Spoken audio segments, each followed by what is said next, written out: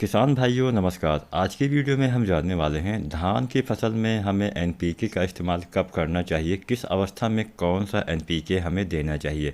किसान भाइयों बाज़ार में मार्केट में बहुत तरह से एनपीके आते हैं, तो आज हम लगभग सभी प्रकार के एनपीके को आपको बताने वाले कि कौन सा एनपीके आपको अपने धान की फसल में किस अवस्था में करना चाहिए जिससे आपको अधिक से अधिक लाभ उस एनपीके का मिल सके।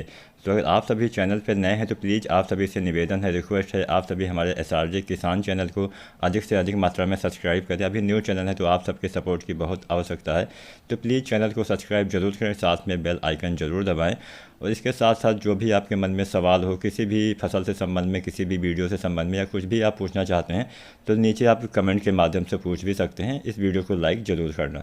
तो चलिए बिना समय गंवाए वीडियो को स्टार्ट करते हैं। तो किसान भाइयों, आज हम कुल मिला के 8 तरह के एनपीके आपको बताने वाले हैं जिसका इस्तेमाल आप धान की फसल में कर सकते हैं। इन 8 एनपीके को आपको कब डालना है, किस अवस्था में डालना है, ये भी हम आपको बताने वाले हैं। तो सबसे पहले हम स्टार्ट करते हैं बेसिक एनपीके जो आता है 19-19-19 से। किसान भाइयों, इसका सबसे ज़्यादा इस्तेमाल अपनी हम फसलों में करते हैं, ज़्यादातर यही फेमस है और लगभग सारे किसान भाई इससे परिचित होंगे, इसको जानते होंगे।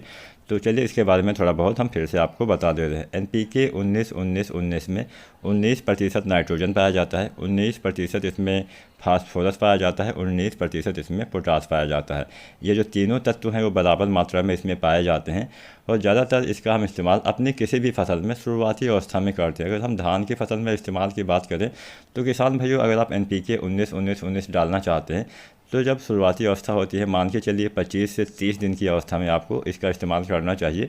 और इसका इस्तेमाल आप 2 बार कर सकते हैं। पहली बार अगर आप 25 से 30 दिन पे दे रहे हैं तो दूसरा आपको देना चाहिए 40 से 45 दिन पे, यानी लगभग 10 से 15 दिन का गैप आपको रखना चाहिए जब आप दोबारा से किसी भी एनपीके का इस्तेमाल कर रहे हो। तो किसान भाइयों, इसके इस्तेमाल से आपकी फसल में नाइट्रोजन, फास्फोरस और पोटेशियम, इन तीनों तत्वों की पूर्ति होती है। ये तीनों मेन तत्व होते हैं जिससे आपके पौधे में हरापन भी आता है, आपके पौधे की बढ़वार भी होती है, आपके पौधे का जड़ विकास भी होता है।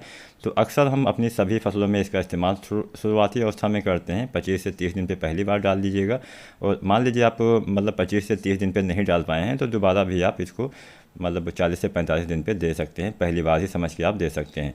अब हम जानते हैं एक दूसरा एनपीके आता है, एनपीके 20-20-20। इसका भी इस्तेमाल आप शुरुआती अवस्था में ही करते हैं। इसमें भी 20% नाइट्रोजन, 20% इसमें फास्फोरस और 20% इसमें जो पोटास है वो पाया जाता है। इसका भी इस्तेमाल हम शुरुआती अवस्था में करते हैं। तो चाहे आप एनपीके 19-19-19 डालें और चाहे आप एनपीके 20-20-20 डालें, केवल इसमें 1% जो ये तीनों तत्व हैं वो ज़्यादा पाए जाते हैं, उसमें 1% कम पाया जाता है। तो बाकी सारी चीज़ें वही है। इसको भी आप 25 से 30 दिन पे पहली बार दे सकते हैं और दोबारा से भी इसको आप अगर आप देना चाहते हैं तो 40 से 45 दिन पे, यानी 10 से 15 दिन का गैप रख के आप दोबारा से भी आप एनपीके 20-20-20 का इस्तेमाल कर सकते हैं। अब हम जानते हैं तीसरा एनपीके जो आता है एनपीके 18-18-18। इसमें 18% नाइट्रोजन पाया जाता है, 18% इसमें फास्फोरस पाया जाता है, 18% इसमें पाया जाता है पोटास और इसके साथ साथ इसमें सल्फ़र भी पाया जाता है। इसमें सल्फ़र 6.1% पाया जाता है, यानी 6.1% पाया जाता है। तो इसका भी इस्तेमाल हम कब करते हैं ये भी हम जान लेते हैं। इसका इस्तेमाल हम प्रारंभिक अवस्था से लेके फूल आने के पूर्व वाली अवस्था तक कर सकते हैं, यानी शुरुआती अवस्था से लेके जब तक फूल आपके पौधे में नहीं आ जाते हैं तब तक आप इस जो एनपीके है 18-18-18 इसका इस्तेमाल अपनी फसल पे कर सकते हैं। तो अगर आप इसको डालना चाहते हैं तो पहली बार आपको 30 से 40 दिन पे डालना चाहिए। उसके बाद में फिर से आप 10 से 15 दिन के बाद डाल सकते हैं। इसका इस्तेमाल दोबारा से आप कर सकते हैं जब तक आपके धान में जो फ्लावरिंग है वो नहीं आ जाती है, उससे पहले आप कभी भी यूज कर सकते हैं। लगभग सारे एनपीके को हम 2 बार डालते हैं तो अच्छे से लाभ मिलता है। जैसे जो 3 रेशियो में आते हैं, मतलब जिसमें नाइट्रोजन, फास्फोरस और पोटास पाया जाता है, उसको हमें 2 बार देना चाहिए तो उसका अच्छे से लाभ हमें मिल पाता है। अब हम जानते हैं कि एनपीके और आता है एनपीके 17-44-0। इसका इस्तेमाल हम कब करते हैं? इसका इस्तेमाल हम करते हैं जड़ विकास के लिए और पौधे में ज़्यादा कल्ले पाने के लिए। किसान भाइयों, यहाँ पे मैं थोड़ा सा आपको विस्तृत रूप से बता दूँ। इसमें 17% नाइट्रोजन पाया जाता है, 44% इसमें फास्फोरस पाया जाता है। किसान भाइयों, फास्फोरस का काम होता है जड़ विकास में सहायता प्रदान करना। तो जितने ज़्यादा जड़ों का विकास होगा उतने ज़्यादा मात्रा में इसमें कल्लों का भी विकास होगा।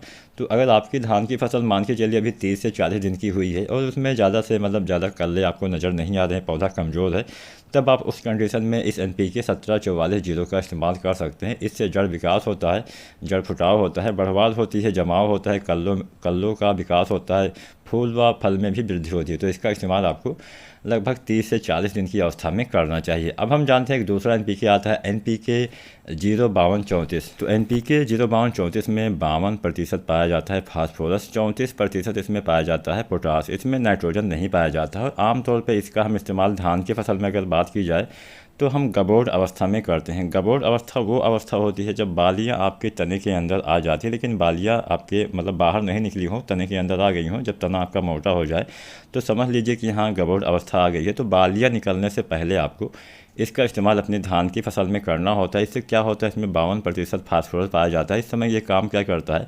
फास्फोरस केवल जड़ विकास में ही सहायता नहीं करता है, फास्फोरस आपके जो बालियाँ बनती है बालियों की बनने में भी काफ़ी मदद करता है। तो इसलिए हम इसका इस्तेमाल गबोड़ अवस्था में करते हैं, जिससे बालियाँ मोटी आती हैं, बालियों के अंदर दाने अच्छे आते हैं और आपका पौधे की जो जड़ है वो भी मजबूत होता है। 34% इसमें जो पोटास है वो भी पाया जाता है। तो पोटास का इस समय काम क्या होता है, पोटास आपके तने को भी मजबूत करता है, जिससे आपकी फसल गिरती नहीं है। पोटास आपके दाने के भराव में हेल्प करता है। पोटास आपके बालियों के निकलने में भी मदद करता है। बहुत सारा काम होता है पोटास का। तो किसान भाइयों, आपने देखा होगा जब हमारी फसल में बालियाँ आ जाती है उसी के बाद में हमारी फसल गिरती है। तो अगर आपका तना मजबूत रहेगा तो आपकी फसल गिरती नहीं है। तो इसलिए हम आमतौर पे इसका इस्तेमाल करते हैं ताकि हमारे जो दाने हैं वो अच्छे आएँ, बालियाँ अच्छी आएँ और हमारी फसल गिरे भी ना। तो इसका इस्तेमाल आपको गबोड़ अवस्था में करना चाहिए। एक NPK और आता है NPK 0050। तो NPK 0050 में केवल 50% जो है वो पोटास पाया जाता है। इसके साथ साथ इसमें सल्फर भी पाया जाता है।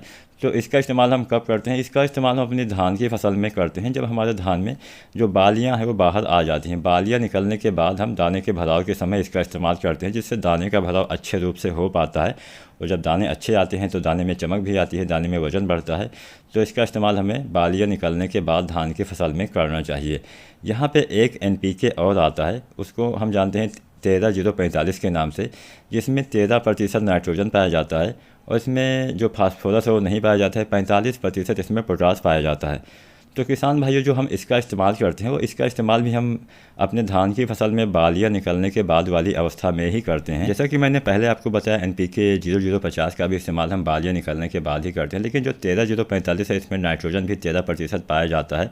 तो आप सभी को पता होगा जब बालियाँ निकल जाती हैं तो उसके ऊपर एक पत्ती आपको नज़र आती होगी जिसको हम फ्लैग लीफ बोलते हैं, झंडा पत्ती बोलते हैं।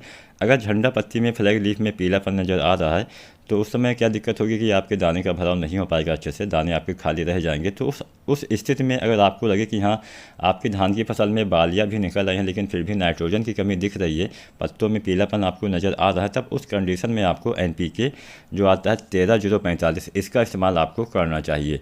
और इसके साथ में कोई अन्य चीज़ मिला के आपको नहीं देनी है। हाँ, अगर आप देना चाहते हैं तो बालियाँ निकलने से पहले जब आप NPK 05234 डालते हैं तो उसके साथ में आप बोरोन खाद दे सकते हैं, वो अच्छे से काम करेगा। पोलिनेशन अच्छे से होता है जिससे आपके सारे दाने में अच्छे से भराव हो पाता है। अब बचा एक NPK जिसको हम जानते हैं 1261 के नाम से।